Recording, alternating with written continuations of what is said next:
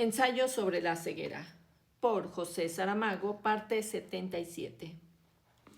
El presidente vio cómo se quedaba ciego el ascensorista que lo acompañaba.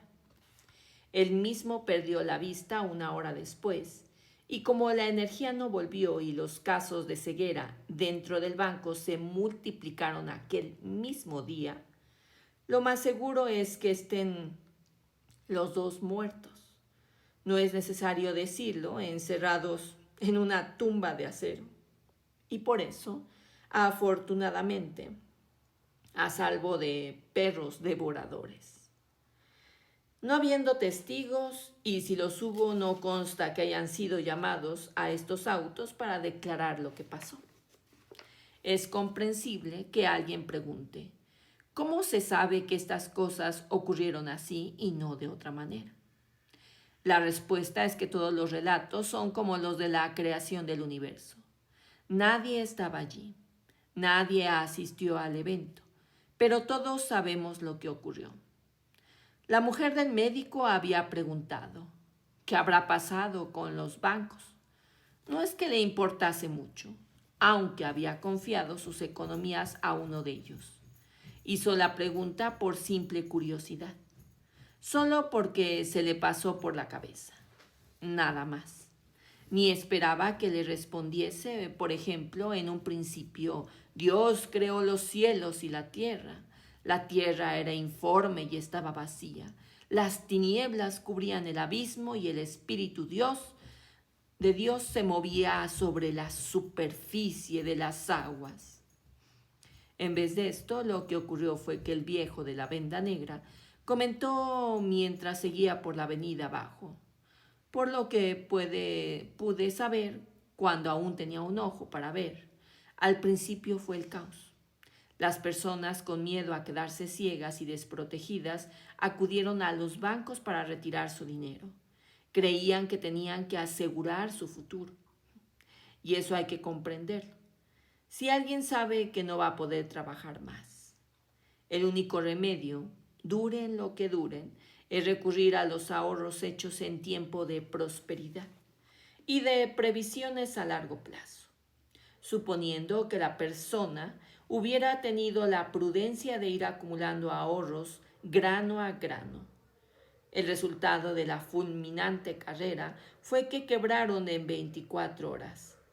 Algunos de los principales bancos, intervino entonces el gobierno, pidiendo que se calmasen los ánimos y apelando a la conciencia cívica de los ciudadanos, terminando la proclama con la declaración solemne de que asumiría todas las responsabilidades y deberes derivados de la situación de calamidad pública que se vivía.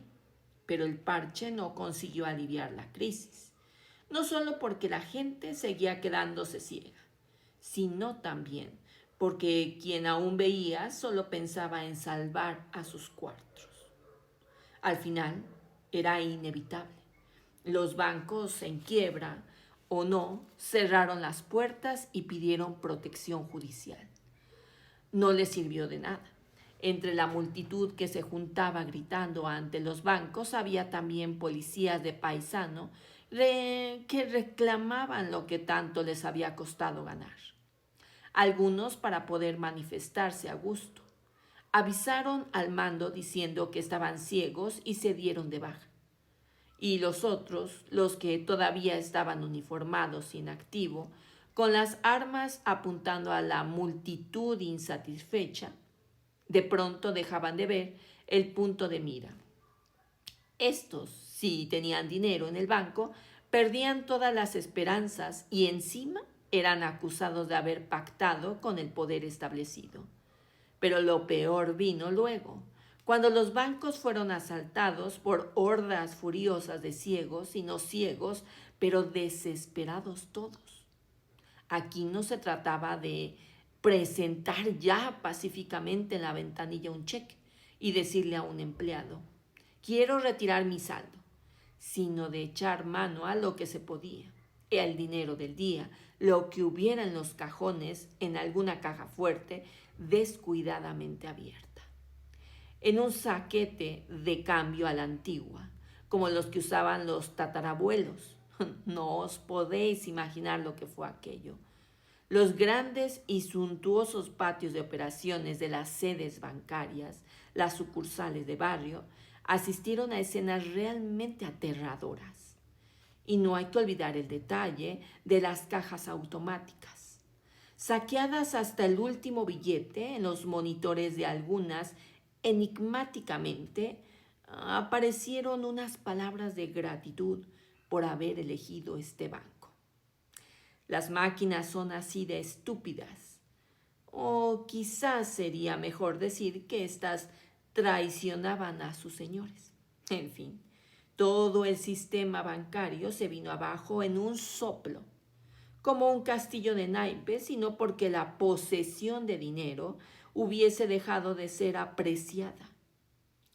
La prueba está en que quien lo tenía no lo quería soltar. Alegan esos que no se puede prever lo que será el día de mañana.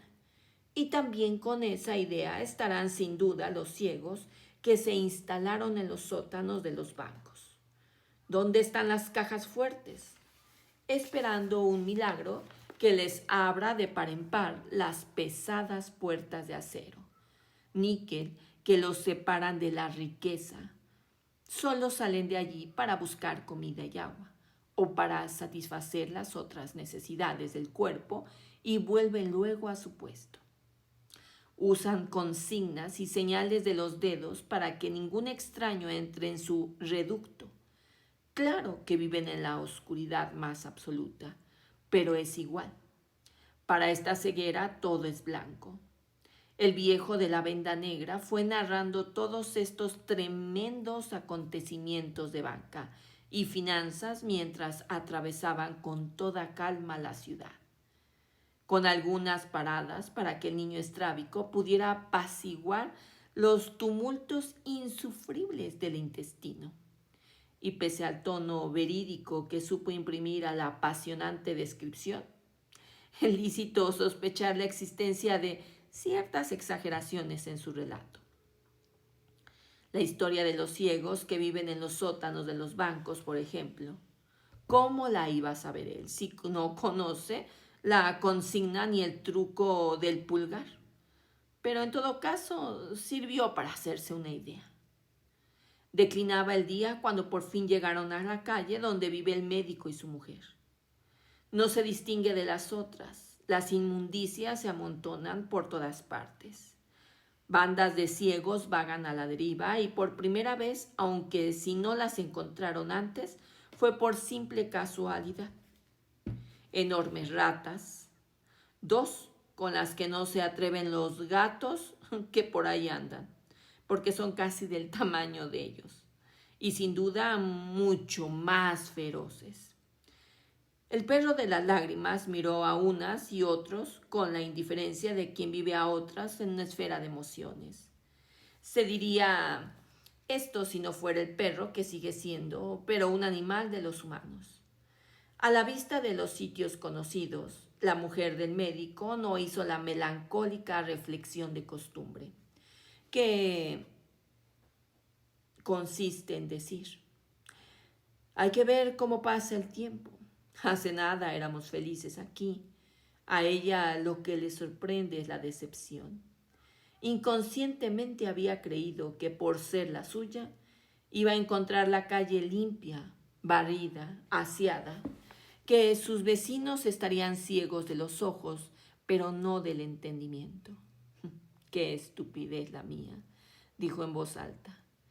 ¿Por qué? ¿Qué pasa?, preguntó el marido. Nada, fantasías. ¿Cómo pasa el tiempo? A ver cómo está la casa, dijo él.